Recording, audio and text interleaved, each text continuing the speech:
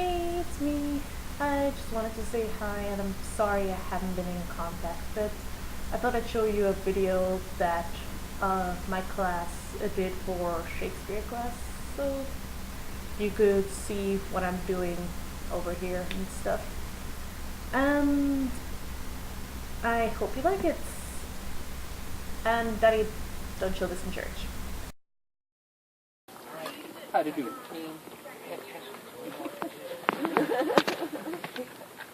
And here's marbles come in and place for our rehearsal. These green plots shall be our stage. These parson break our tiring house, and we will do it in action as we will do it before the Duke. Peter Quince! What says you, Holy Bottom?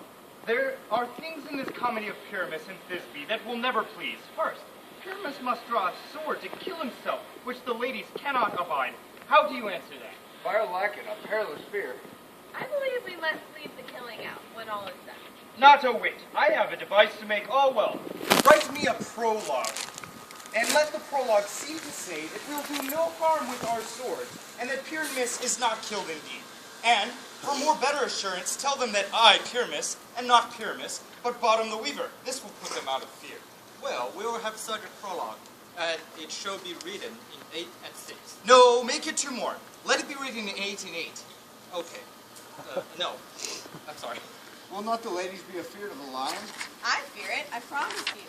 Masters, you ought to consider with yourself to bring in, God shield us, a lion among ladies is a most dreadful thing. For there is not a more fearful wildfowl than your lion living, and we ought to look to it.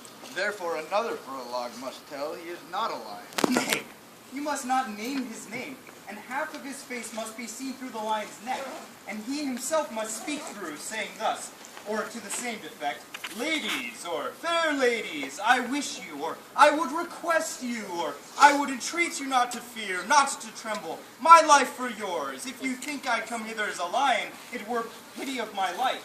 No, I am no such thing. I'm a man as other men are. And there indeed, let him say his name, and tell him plainly that he is Snug the Joiner. Well, it shall be so, but there's 2 hard things. That is, to bring the moonlight into the chamber, for, you know, Hermes and Thisbe meet by moonlight. Doth the moon shine the night we play our play? A calendar, look at the almanac, find out moonshine. Yes, it does shine that night. Why then, may you leave a casement of the great chamber window where we play open, and the moon may shine in the casement. Ah, or else one must come in with a bush of thorns and a ledger, and say he comes to this figure, or to the president, the person of moonshine. Then there's another thing. We must have a wall in the great chamber, for Hermes and Thisbe says the story. It talks through the chink of a wall. You never bring in a wall. What say you, Bottom? Some man or other must present wall, and let him have some plester, or some loam, or some rub cast about him to signify wall, or let him hold his fingers thus, and through the cranny shall Pyramus and Thisbe whisper. If that may be, then all is well. Come, sit down, every mother's son, and rehearse your part. Hermes, you begin. When you have spoken your speech, enter into that phrase, and so everyone according to his speech. What hempen homespuns have we swaggering here, so near the cradle of the fairy queen? What? A play galore? I'll be an auditor. Or an actor too, perhaps, if I see cause. Speak, Hermes, Thisbe, stand forth.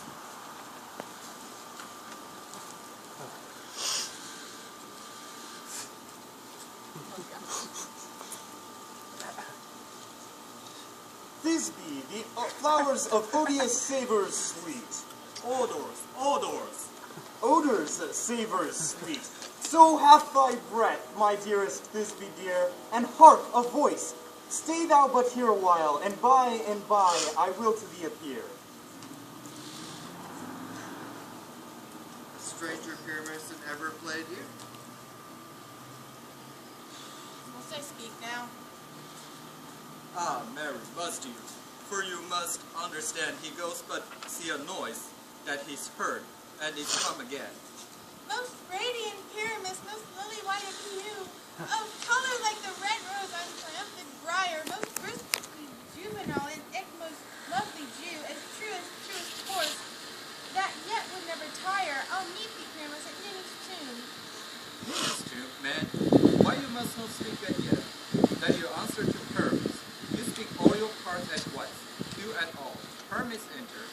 cuckoo is past. This is never time. Oh, it's truest horse that yet would never tire. If I were fair Thisbe, I were only thine. Oh, good heavens! Oh, monsters! Oh, strength, we're haunted! Pray, masters, fly, masters, help! I'll follow you. I'll lead you around. Through bog, through bush, through brake, through briar. Sometime a horse I'll be, sometime a hound. A hog, a headless bear, sometime a fire. And neigh and bark and grunt and roar and burn. Like horse, hog, hound, bear, fire at every turn. Why do they run away? This is knavery of them to make me afeard. Oh, bottom, thou art changed. What do I see on thee? What do you see? You see an asshead of your own, do you? Blast thee, bottom, blast thee. Thou art translated. I see their knavery. This is to make an ass out of me, to fright me, if they could. But I will not stir from this place. Do what they can. I will walk up and down here, and I will sing, that they shall hear I am not afraid. The ouzel cock so black of hue, with orange tawny bill, the thistle with his notes so true, the wren with little quill, the finch, the sparrow, and the lark, the plain song cuckoo gray, whose notes full many men doth mark, and dares not answer nay. For indeed, who would set his wit to so foolish a bird? Who would give the bird the lie through the cry cuckoo, never so? I pray thee, gentle mortal, sing again. Mine ears much enamored of thy note, so mine eye enthralled by thy shade. And thy fair birch's force perforce doth move me, and the first to say, swear. Mistress, you should have little reason for that. And yet, to say the truth, reason and love keep little company together nowadays. The more the pity that some honest neighbors will not make them friends. Nay, I can gleek upon occasion. No, it does wise as thou art beautiful. Not so neither, but if I had wit enough to get out of this wood, I have enough to serve mine own turn. Out of this wood desire not to go.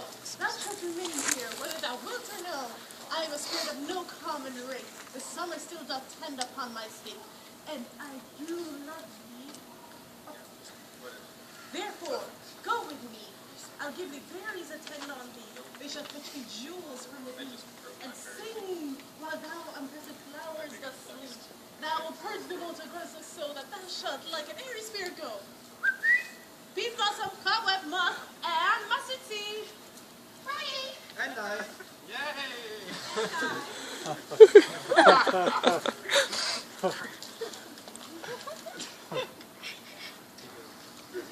He carried the torches to this gentleman, hopped in his walks and gambled in his eyes, feeding with apricots and dewberries, with purple grapes and green figs and mulberries. The honey bats steal from the humble bees, the purple grape,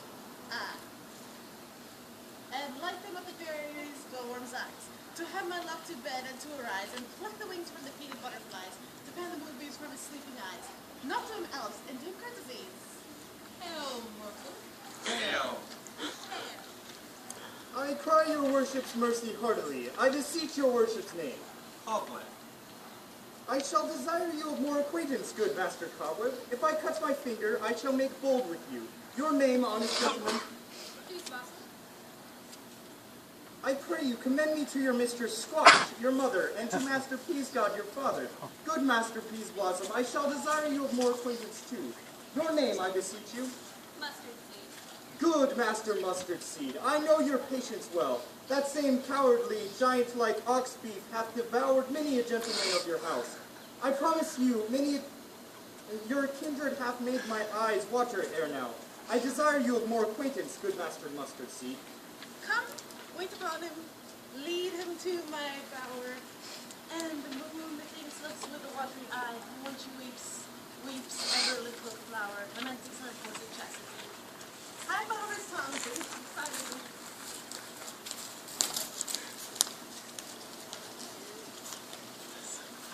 I wonder if Titania be awake. Then what it was the next coming into her eye. What she must do on in extremity. Here comes my messenger. How now, Master Spirit? What know you now about this carnival? My mistress with the monster is in love. Near to her close and consecrated bower, while she was in her golden sleeping hour, a crew of patches rooted mechanically, that worked for bread upon Athenian stalls. We met together to rehearse a play, intended for the great Theseus nuptial day. The shallowest thick-skin of that barren sort, who Pyramus presented in their sport, forsook his scene and entered in a break, when I did him at this advantage take. And as his knoll I fixed on his head, anon his Thisbe must be answered. And forth my mimic comes, when they him spy, as wild geese at the creeping fowler eye, or russet patches troves, and many a sort, rising and cawing at the guns report, serving themselves and madly sweeping the sky, so at his sight away his fellows fly. Hence, for a while I will had hunter stamp and hear over and over one call. He murdered cries and help from Athens call. Their sense thus weak, lost with their fears thus strong, made senseless things begin to do them wrong. For briars and thorns at their peril snatch, some sleeves, some hats from yielders all things catch. I lead them on this distracted fear, and left sweet Pyramus translated there, when in that moment so it came to pass, Britannia waked, and straightway loved an ass. This falls out better than I could devise. But hast thou yet lashed Athenian's eyes, retrospective, as I defeat thee? I took him sleeping, that is finished too, and the Athenian woman by his side, that when he waked of course she missed the eye. Stay close. This is the same Athenian. This is the woman, but this is not the man. Oh, why rebuke you him that loves you so? Lay breath so bitter upon your bitter foe. Now I but chide, but I should use thee worse. For thou, I fear, hast given me cause to curse. If thou hast slain Lysander in his sleep, being o'er shoes and blood plunged in the deep, and killed too. The sun was not so true unto the day as he to me. Would he have stolen away from his sleeping curtain? I'll believe as soon this whole earth may be bored, and that the moon may through the center creep, and so displease her brother's noontide with the antipodes. I cannot be, thou hast murdered him. I should have a murderer look so dead, so grim. So should the murdered look, and so should I, pierced through the heart with your stern cruelty. Yet you, the murderer, look as bright, as clear, as yonder Venus in her glimmering sphere. What's this to my Lysander? Where is he? How could you refuse him to gift? I would rather give his carcass to my friends. Out, dog! Out, cur! Thou drivest me past the bounds of maiden's patience. Hast thou slain him then? Henceforth, be never numbered among men. Once tell true, even for my sake. Durst thou look upon him while he awake? And hast thou killed him while sleeping? Oh, brave touch! Could not a worm, an adder do so much? An adder did it, for with double tongue. And thine, thou serpent, never adder stung. You spend your passion on a misprized mood. I am not guilty of Lysander's blood, nor is he dead for aught that I can tell. I pray thee tell me then that he is well. And if I could, what should I get therefore? A privilege, never to see me more, and from my hated presence part I so. See me no more, whether he be dead or no. There is no following her in this fierce vein. Here, therefore, for a while I will remain. So sorrow's heaviness doth heavier grow, for debt that bankrupt sleep doth sorrow owe, which now in some slight measure will it play, if for his tender here I make some stay.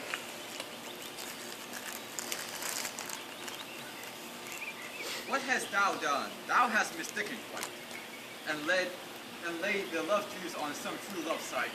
Of thou, misprision, must perforce issue. Some true love turn, but not a false turn true.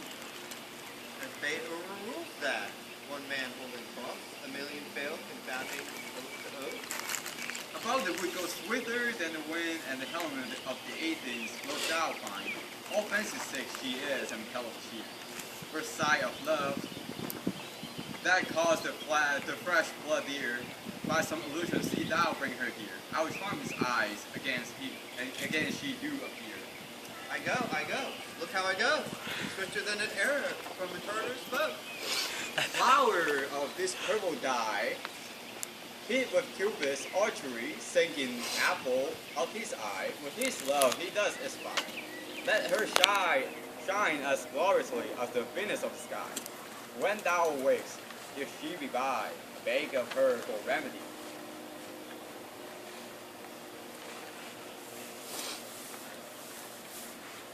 Captain of our merry band, Helena is here at hand, and the youth mistook by me, pleading for a lover's fee. Shall we their fond pageant see? Lord, what fools these mortals be! Stand aside, the noise they make will cause Demetrius to awake. Then will two at once move on, that we must needs to be sworn alone, and those that do best please me, that befall preposterously? Why should you think that I should woo and scorn? Scorn and derision never come in tears. Look, when I vow, I weep and vow so born. In their nativity all truth appears. How can these things in me seem scorn to you? Bearing the badge of faith to prove them true. You do advance your cunning more and more, when truth puts truth, O devilish holy fray. These vows are Hermia's, will you give her o'er? Weigh oath with oath, and you will nothing weigh. Your vows to her and me, putting two scales, will even weigh, and both as right as tails.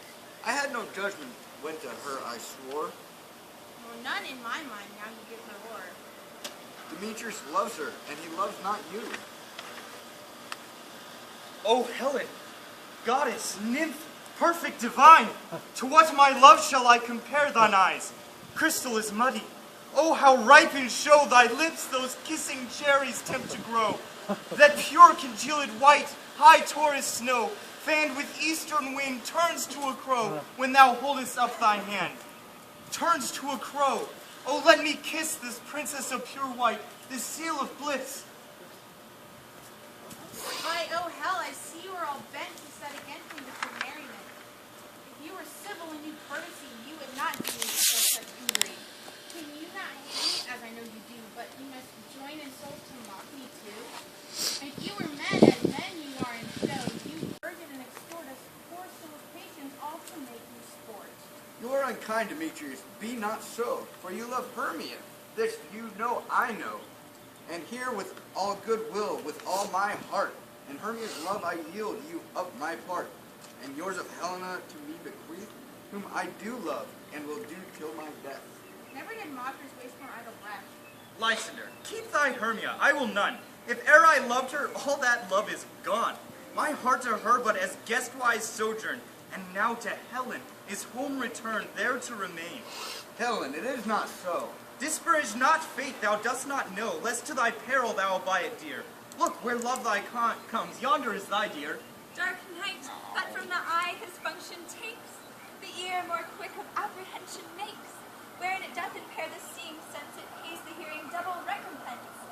Thou art by mine eye, Lysander found, mine ear, I thank it, brought me to thy sound. Why unkindly didst thou leave me so? Why should he stay, whom love doth press to go? What love could press Lysander from my side? Lysander's love, that would not let him bide. Fair Helena, through more gales the night, than all yon fiery O's and eyes of light. Why seekest thou me? Could not this make thee know the hate I bear thee? My love be so, and you leave me so. You speak not as you think, it cannot be. Lo, she is one of this confederacy. Now I perceive that you have joined all three to fashion this false sport in spite of me. Injurious Hermia, most ungrateful maid. Have you conspired? Have you with these contrived to bait me with this foul derision? In all the counsel that we two have shared, the sisters' vows, the hours that we have spent, when we have chid the hasty-footed time for parting us. Oh, is all forgot? All school days, friendship, childhood, innocence? We, Hermia, like two artificial gods, have with our needles created both one flower, both on one sampler, sitting on one cushion, both warbling of one song, both in one key, as if our hands, our sides, our voices, and minds have been incorporate. So we grew together like to a double cherry, seeming parted, but yet in union and partition. Two lovely berries molded on one stem, so with two seeming bodies, but one heart. Two of the first, like coats and heraldry, due but to one and crowned with one crest. And will you rent our ancient love asunder to join with men in scorning your poor friend? It is not friendly Nay, 'tis not maidenly. Our sex as well as I may chide you for it, though I alone do feel the injury. I'm amazed at your passionate words. I scorn you not. It seems that you scorn me. Have you not sent Lysander, as in scorn, to follow and degrade my eyes and face? And made your other love, Demetrius, who even but now did spurn me with his foot, to call me goddess, nymph, divine and rare, precious, celestial? Wherefore speak he this to her you hate? And wherefore doth Lysander deny your love, so rich within his soul, and tender me to affection? But by your setting on, by your consent, why though I be not so ingrate as you, so hung upon with love, so fortunate, but miserable most to love unloved, this you should pity rather than despise. I understand not what you mean by this. I do. Persevere, counterfeit sad looks. Make mouths upon me when I turn my back. Wink at each other, hold a sweet jest up. This sport well carried shall be chronicled. If you have any pity, grace, or manners, you would not make me such an argument. But fare you well, this partly my own fault, which death or absence soon shall remedy. Stay, gentle Helena. Hear my excuse. My love, my life, my soul. Fair Helena. Excellent. Sweet, do not scorn her so. Sweet. If she cannot entreat, I can compel.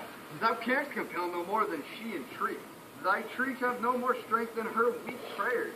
Helena, I love thee. By my life I do. I swear, by that which I will lose for thee, to prove him false that says, I love thee not. I say I love thee more than he can do.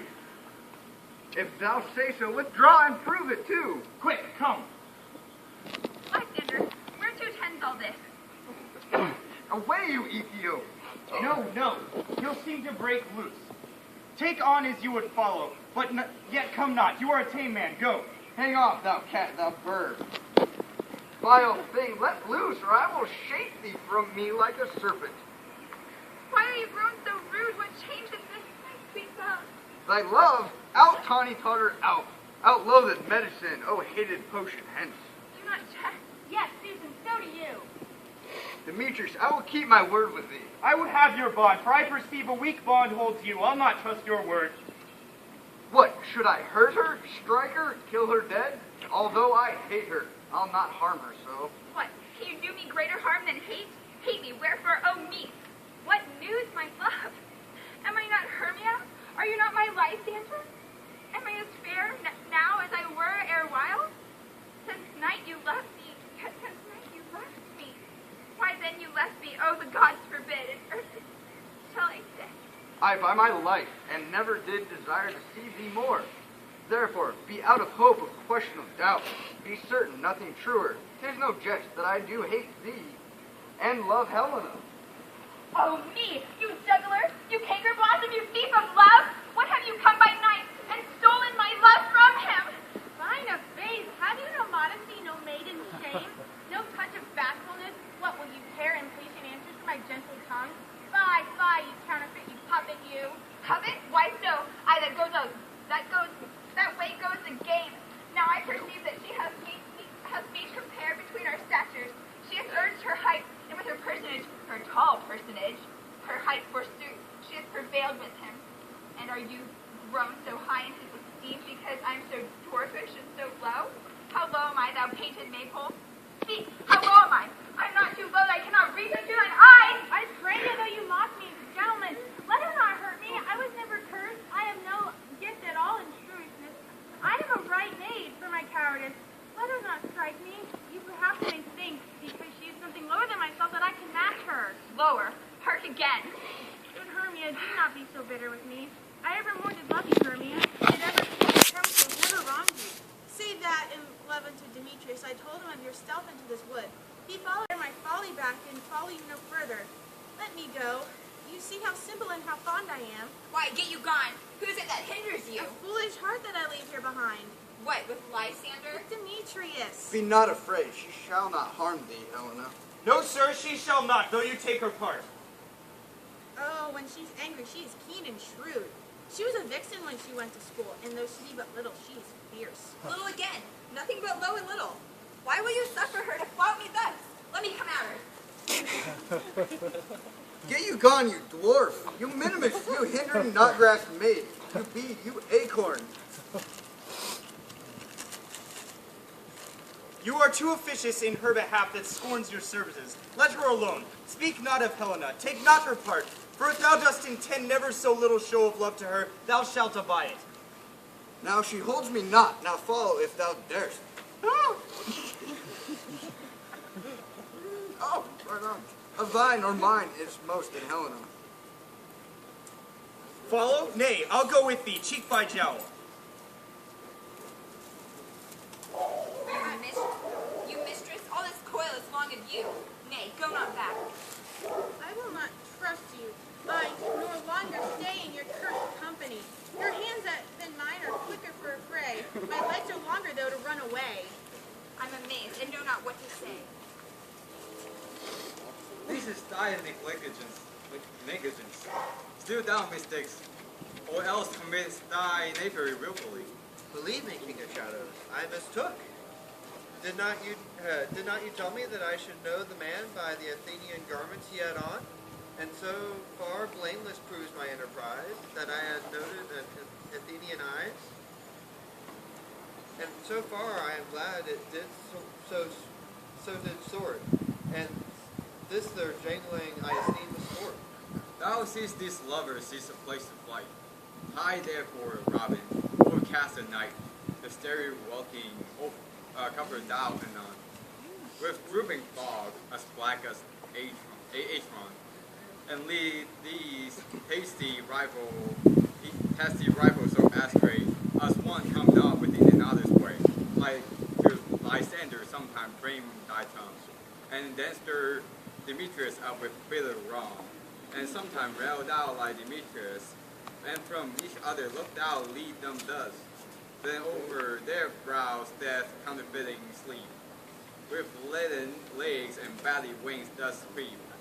Then crush this verb into Lysander's eye, whose liquor has this virtuous property. He may from thence all error with his might, and make his eyeballs grow with wrong sight. When they naked wake, with this derision, shall seem a dream and fruitless vision.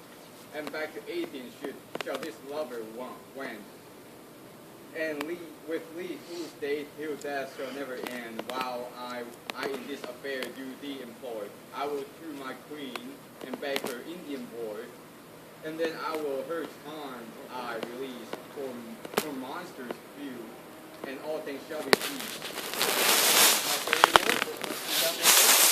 For night swift dragons come the clouds full fast, and yonder shrines Aurora's harbingers, and whose approach goes wandering here and there, troop home to churchyards, damp stairs fall, that in crossways and floods have burial, already to their wormy beds are gone. For fear lest they should look upon those hands upon, they will flee themselves exiled from life, unless for I consort with laughing round night. For we are spirits of the announcement.